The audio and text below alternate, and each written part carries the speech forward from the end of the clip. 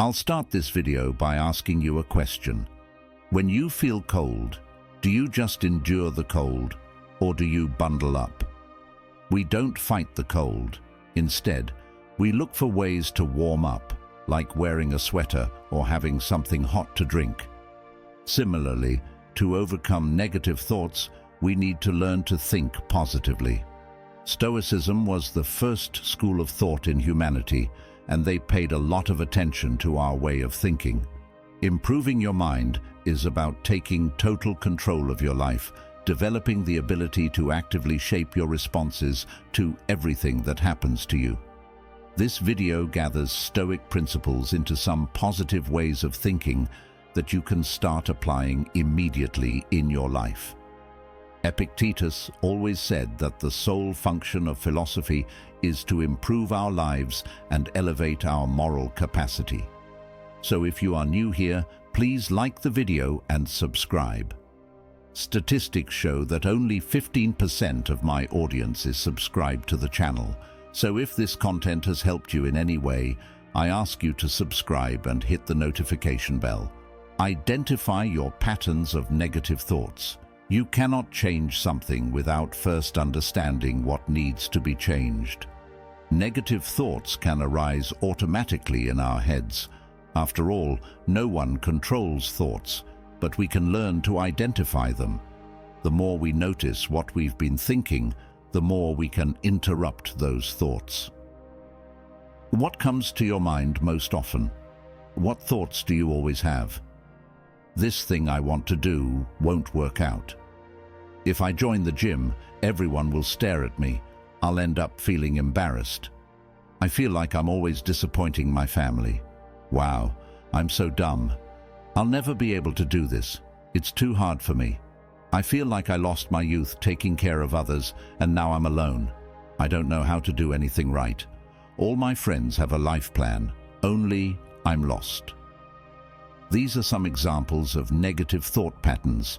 Each of us has our own story, and our thoughts reflect these experiences, forming images in our head. Identify these images that you constantly repeat and start replacing these negative ideas with positive ones. I don't know how to do anything right. I will learn from my mistakes and improve. When you identify what you think and force yourself to use more positive words, it changes the dynamics of your thinking. Instead of being part of the illness, you start being part of the cure. You begin to think positively and find ways to live more positively. For this, you need to take total control of your attention and observe where your thoughts are. Question whether they encourage you to grow and make you more at peace, or just hold you back. Also, be aware of your body's reactions to the feelings each thought provokes. If just thinking about something makes you angry, your heart races, you start to get agitated. That cannot be a positive thought.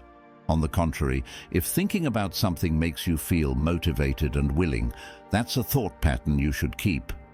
Being aware of our thoughts allows us to interrupt the negative ones. Other examples of negative actions include actively avoiding people or situations. To stop sabotaging yourself in this way, you need to learn how to transform your thoughts. The key is simply to start paying attention to your thoughts at any time. This can be a challenge at first, especially if you've never done it before, but it's a fundamental step for self-awareness. Break away from your beliefs and negative thought systems. Imagine your mind as if it were a bank with two accounts, one for negative thoughts and one for positive ones. Every time you have a thought, it's as if you make an automatic transfer to one of these accounts. If most of your thoughts are negative throughout the day, the balance of your negative account grows. The same happens with the positive one. When we face challenges or need to act, we use the balance of these accounts, and the type of thought we have automatically decides which account we will turn to. For example, if you have an important presentation at work and think, "I get so anxious that I'm going to end up embarrassing myself." your negative account automatically issues you a statement, reminding you of the times things didn't go well. Your argumentation is a bit weak, or that time you didn't pass the interview, reinforcing the belief that you don't speak well and won't succeed. When you start something with a negative pattern, you will hardly be able to get a different result. This creates a self-fulfilling prophecy, as if you literally programmed yourself to fail, like bringing the wrong PowerPoint to work, interrupting the client all the time, answering incorrectly. In other words, you're going to act wrongly at the wrong time, doing the wrong things, to validate your negative thought and your belief that you don't speak well in public. Each negative thought is a transfer into your account, increasing your negative beliefs about yourself. Another way is to adopt the beliefs of others or cultural beliefs for ourselves without first questioning their truth. For example, some believe that a person only succeeds in life by being dishonest or doing wrong. Suppose you start selling lunchboxes, working from Monday to Saturday, making tasty and fresh food. Start cooking in your own home, in your kitchen, and after a few months, the orders increase and you start to make profits, manage to buy a new stove, then a new refrigerator. You managed to improve your financial condition thanks to your work and effort. You didn't need to be dishonest with anyone for this to happen. Another popular belief: no man is worth it, so there's no point in starting. It won't work out. I've been cheated on. I'll always be cheated on. Not all people act the same way. Just because it happened once doesn't mean you're destined or doomed to it forever. It may be more difficult to find people who want a serious relationship, but they do exist. We constantly close ourselves off to opportunities, taking on cultural beliefs and acting through them. We adopt negative thoughts about money, relationships, nutrition, and many other aspects of our life. One of the Stoic principles is the importance of carefully evaluating each situation and action, teaching us to rethink our judgments. This means learning to look beyond our initial reactions, adopting a more optimistic and rational view. If you do this for a few weeks, repetition will help you change the structure of your thoughts, and true changes will happen in your life. Learn to develop positive mental processes. Consider the importance of this thought by Marcus Aurelius. The time has come for you to realize that there is something in you more powerful and stronger than anything that influences, controls you, and makes you act as if you were a puppet. The things you think about determine the quality of your mind. Your soul takes on the color of your thoughts. Marcus Aurelius, unknowingly, laid the groundwork for what we now know as cognitive behavioral therapy. This therapy proposes that our thoughts directly influence our feelings and actions. If we change negative thought patterns, we can reshape our emotional responses and live more positively. Stoics know that it takes a lot of practice to stop allowing fear, anger, and other negative emotions to block the logical thinking we are all capable of. No matter how frequent or automatic your negative thoughts are, or if you can't get rid of them, you have the capability to transform them. We can learn to think differently with effort and self-control. One strategy you can start practicing to better manage your mind is to take control of your thought system. Just as each negative thought increases the balance of your negative account, the same rule applies to your positive account. Every time you think, question, or face something positively, you make a transfer into your account. For example, if you spill coffee on the floor early in the morning, instead of thinking that your day started badly and will only get worse, see it for what it really is: a simple accident. Annoying and uncomfortable because you'll have to clean it up or maybe change your clothes. But it's an isolated event that doesn't define your day. See it as a reminder not to do things on autopilot. Positive thinking teaches your brain to find paths to a more positive life, making positive thoughts more frequent. Negative thinking operates in exactly the opposite way, training your mind to produce more thoughts that pull you into negativity and failure. Your positive account grows when you think positively, ask positive questions, or seek a positive approach to what happens to you. Each of these is an automatic transfer. Our second strategy is to learn to evaluate the impact and the time we dedicate to each thought. Some people cling to negative thoughts and feelings because they focus on them more than anything else. In other words, when we become obsessed with the same negative thoughts, we give them enormous value, making these thoughts last longer than they should. It's like turning up the volume on something bad, making it even worse in your head. For example, imagine someone who has recently lost their job and starts to think they will never find another one, that they will fail in interviews, that they will run out of money and go into debt. These negative thoughts paralyze anyone. The more importance given to these thoughts, the longer they will last. You have now reached the halfway mark of the video. I congratulate you for trying to become a better version of yourself, and I also humbly ask you to leave a comment, as it helps my channel immensely. If you do not know what to comment, just write mind over body so I know you reached this far. And don't forget to subscribe for more content like this.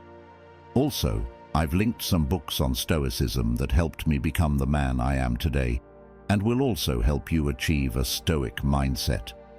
This leads to a vicious cycle of negativity, where the person becomes trapped in negative thoughts, losing the ability to see clearly and closing themselves off to any opportunity or solution, even if it is right in front of them. Overemphasizing difficulties causes negative thoughts to last longer and dominate the mind. Although this situation is quite difficult and challenging, thinking positively means seeing clearly and looking for possible solutions, without the weight and despair caused by negative thinking. Stoicism shows us how to view each problem as an opportunity to grow, changing the way we respond emotionally. When we can't control the wind, we must adjust our sails and gradually change our course until a new direction is reached. As a third strategy, we can understand the transience of life.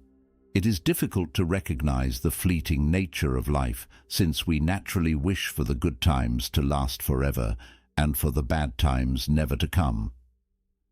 Seneca warned us about this when he said, "They imagine that their good fortune will never end, and that their gains will not only continue, but will increase. Forgetting the seesaw on which human affairs are balanced, they are certain that fortune will remain stable just for them." Seneca highlighted our tendency to ignore the instability of the human condition, believing in the constancy of luck always in our favor. Nothing in the world supports this illusion. The year is renewed every 12 months. The climate is renewed each season.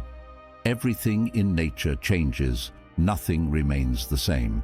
Therefore, as much as we may suffer from something today, it is important to remember that this pain is temporary. Therefore, practically speaking, when a negative thought or something persists in staying on your mind, ask yourself, and in 10 years, will this still make sense? Will it be as important as it is now? Do you remember what thoughts and major concerns occupied your mind 10 years ago? Probably not. When we reframe our problems and negative thoughts for 10 years from now, we manage to diminish their importance and impact on the present. This helps us understand that something is rarely so crucial and important that it affects our lives in the long term. Marcus Aurelius once said that our thoughts color our souls, showing how our way of thinking has a significant impact on us. And when our mind is loaded with negative thoughts, the most common way to express them is by complaining. Complaining becomes a negative emotional vent, an outburst. And complaining is so easy that people often don't realize they are bogged down in complaints. Complaining takes us off the right path, contradicting Stoic teachings that value harmony with nature and gratitude. To change this pattern, we need to take a step back mentally noticing when we start to complain, and then making an effort to stop this behavior. Epictetus, a Stoic philosophy teacher, taught that to overcome bad habits, it's better to make changes gradually. He gave his students a 30-day challenge to rid themselves of harmful habits. If someone managed to avoid the bad habit during this time, Epictetus would thank the gods. You can focus on a day, an hour without complaining, and maintain absolute control not to declare your emotional dissatisfaction. Sometimes we confuse the idea of positive thinking with a form of positivity that is merely superficial. As we start paying attention to what we are thinking and practice each exercise, we gradually change the structure of our thought processes, meaning we gradually change the way we think. It's an internal change that takes time and effort to happen. If we commit to this process over a few months, true changes will occur in our lives. In contrast, superficial positivity, as the name itself defines, is just an external appearance. An example of this is believing wholeheartedly that we will win the big lottery jackpot. Despite the momentary feeling of euphoria, the real probability of winning is minimal, regardless of optimism. This type of superficial positivity is just talk. Without worrying about changing, that's why practicing it makes you feel good at the moment, and in the long run, you don't see results or difference. To truly transform our thought patterns, repetition is our last and most essential strategy, and in this process, it's important to be patient with yourself. Imagine that in recent years, every negative thought of yours was a transfer to your negative account, which is booming. Now, you need to learn the opposite way and start thinking positively. This requires effort, attention, and self-control. By repeating each positivity exercise daily and not blaming yourself for some mistakes or oversights, in a short time, these positive thoughts will start to influence your actions and behaviors, leading to a real and noticeable change. In this video, we discussed how to identify your negative thought patterns, how to interrupt your beliefs and negative thoughts, and how to learn to develop positive mental processes. Lastly, let's talk about your right to think positively and experience good things in life. Sometimes we think so negatively that we start to believe it's normal to have bad things happen.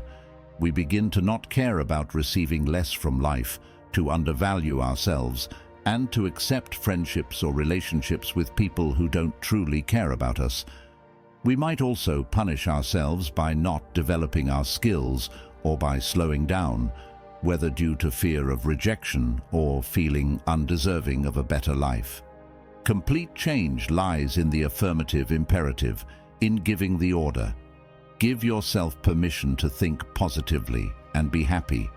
Give yourself permission with conviction. Recognize that you can learn to think positively and can start doing so from now on.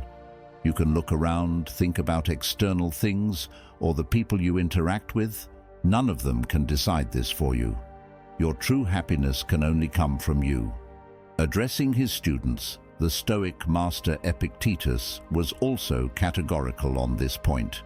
Do not seek what is good outside of you. Seek within yourselves, or you will never find it.